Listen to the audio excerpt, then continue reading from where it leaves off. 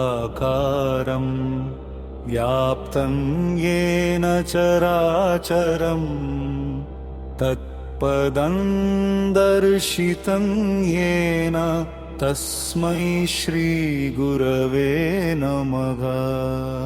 अज्ञानतिमिरान्धस्य ज्ञानाञ्जनशलाकया चक्षुरुन्मीलितं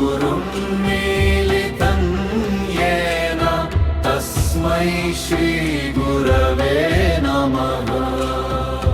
गुरुर्ब्रह्मा गुरुर्विष्णु गुरुर्देवो महेश्वर गुरुरेव परं ब्रह्म तस्मै श्रीगुरवे नमः। सागरं जङ्गमं व्यापं यत्किञ्चित् सचराचरं तत्पदं दर्शितं येन तस्मै श्रीगुरवे नमः।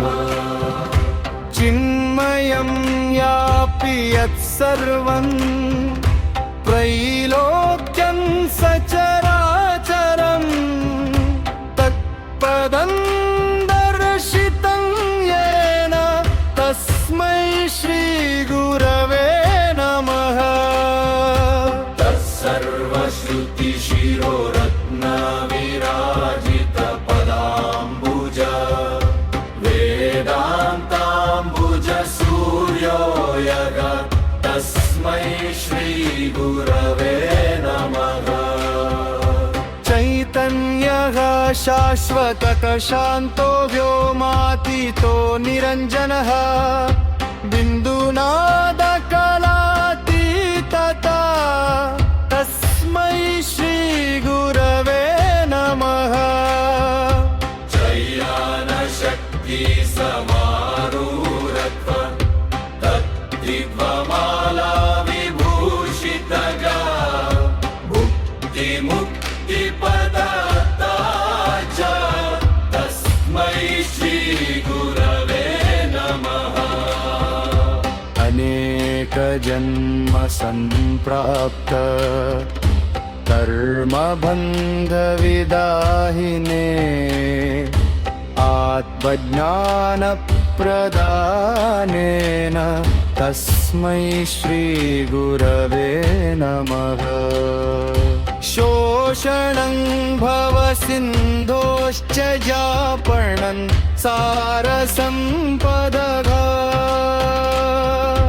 गुरोः पादोदकं सम्यक् तस्मै श्रीगुरवे नमः। न गुरोरधिकं तत्त्वं न गुरोरधिकं तपः तत्त्वज्ञानात्परं नास्ति तस्मै श्रीगुरवे नमः। मन्नाथगा श्रीजगन्नाथगा मद्गुरुः श्रीजगद्गुरु मदात्मा सर्वभूतात्मा तस्मै श्रीगुरवे नमः। गुरुरादिरनादिश्च गुरुः परमादैवता